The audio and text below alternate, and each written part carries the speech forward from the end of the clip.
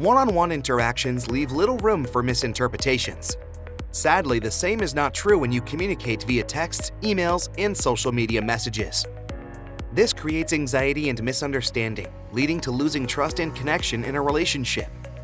Imagine sending a mistimed emoji and getting an angry retort, or a simple text fueling an argument.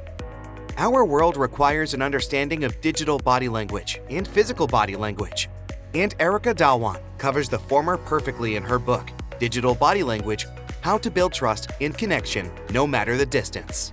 Before we move on with the book summary, subscribe to Video Monks by clicking the bell icon below. So, are you ready to know about digital body language and how to communicate effectively in the digital world? Let's begin. Author Erica Dhawan is an American-born Indian who struggled with the cultural differences in the USA.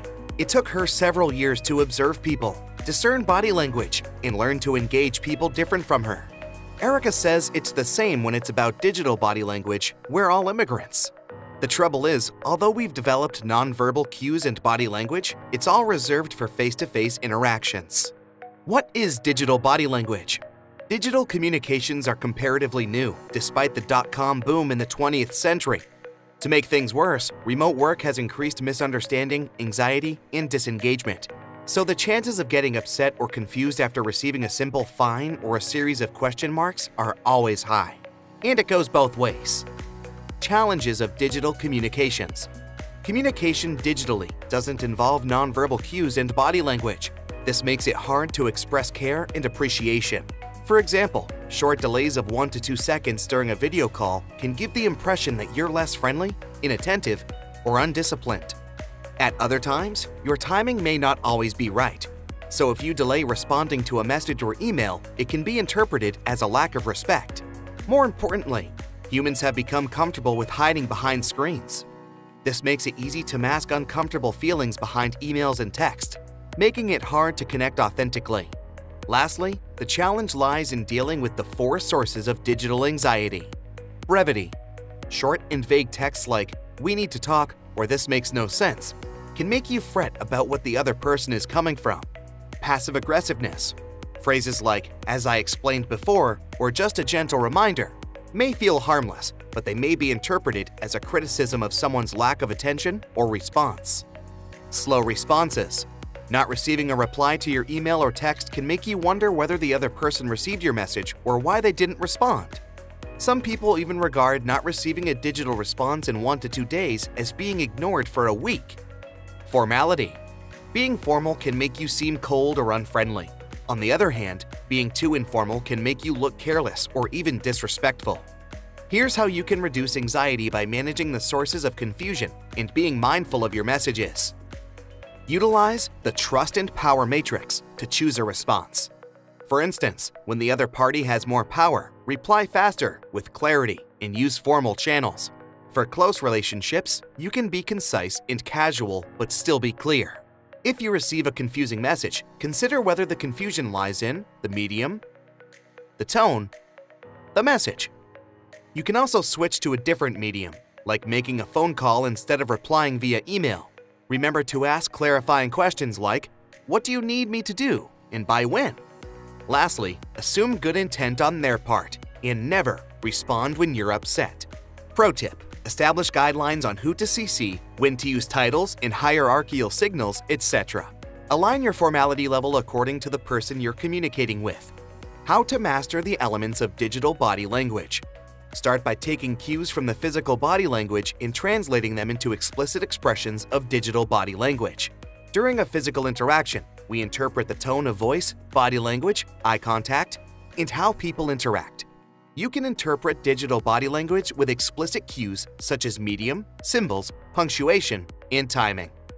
The choice of medium determines the level of priority. So, you must choose a medium based on how urgent and important the message is, who you're communicating with. Use this guide to create norms. 1. Use video calls for internal or external meetings. Always schedule in advance. Specify if cameras need to be turned on. Mute when not speaking. 2. Use emails for important, timely, directional info or as a record of discussions. Reply in less than 24 hours depending on the topic. Indicate the topic and response type in the subject. Don't use emails for social chit-chat or instant replies. 3. Use Slack, Skype, and IM for time-sensitive and urgent messages. Reply ASAP. Keep it short and straightforward. Use with less than 6 people. Set your availability status. 4. Use text messages for time-sensitive and urgent messages. Choose this medium when other channels are unavailable. Reply in less than 30 minutes during office hours. While choosing these mediums, remember to switch mediums based on mutually decided ones. You can also use multiple channels if the issue is urgent and based on your relationship with the other person. Remember that symbols and punctuations deliver emotional expression when considering these two elements. So, use exclamation marks to emphasize something, but avoid using multiple. Using all caps is a big no, as it comes across as shouting. As for emojis, they're in the new norm and can be used when appropriate. So, choose emojis that can't be misinterpreted, but never use them to replace entire sentences. Do you prefer emojis over entire sentences? Tell us your favorite emoji in the comments below. And subscribe to our channel to continue watching interesting book summaries and more. And now, let's discuss the 4 laws of digital body language mentioned in Erica's book. The 4 laws of digital body language. Law 1. Value visibly. Show respect and appreciation with appropriate digital body language. Never rush to reply, refer to details, write clearly, proofread your messages, ask for clarification, respect people's time and schedule. Law 2. Communicate carefully. Be as clear as possible, whether tough words or digital body language. Let your team know the specific goals for each project, the conclusions and next steps for each meeting, the norms for medium selection and response times, and what's being asked of them. Doing this minimizes ambiguity and misunderstanding so people can work effectively and efficiently. You must write clear messages that people can understand. Use the right channel based on 3 factors: length, complexity, familiarity. These factors define people's understanding.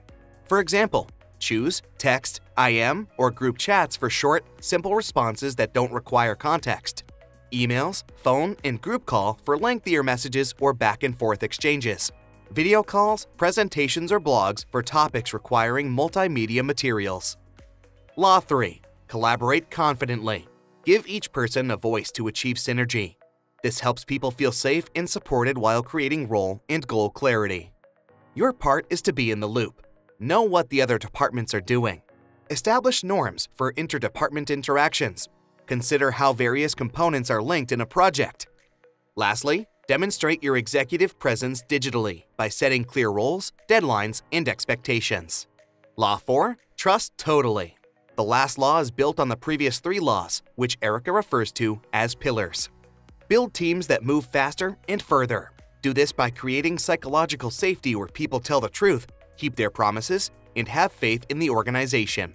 All of this helps improve performance. When you value others visibly, you create a norm about treating people with respect and appreciation. When you communicate carefully, you remove unnecessary misunderstandings. When people trust that plans and promises will be kept, they invest their time and effort to collaborate confidently. When all this is said and done, the final question arises: how to communicate effectively across differences? Differences exist between gender, generations, and cultures. These differences lead to people taking things and expressing themselves differently. Digital media amplifies things. You can balance your unique personality and adapt to social expectations. Tailor your digital body language to the context and recipient, just like learning to speak multiple dialects. For gender differences, engage both genders differently, but use inclusive language and visuals. For generational differences, understand that digital body language can be different for digital natives and digital adapters. Digital natives grew up in the digital era. They're tech-savvy but inadequate at physical body language. Digital adapters learn digital body language as adults, so they're better at physical body language than digital ones. You must also tailor your digital body language according to the context and recipient. For cultural differences, know the difference between high-context and low-context cultures. In high-context cultures, people rely on implicit and nonverbal cues. Intonation and silences speak volumes to these people more than spoken or written words. In low-context cultures, people spell things explicitly in verbal and written communication. As a result, their messages are clear, direct, and efficient. And that's the crux of digital body language right there. to be as clear and concise as possible and avoid miscommunications. The better your fluency with digital body language, the better your chances to connect and relate to others. Let us know what you think. And don't forget to subscribe to Video Monks to get the latest videos in your newsfeed.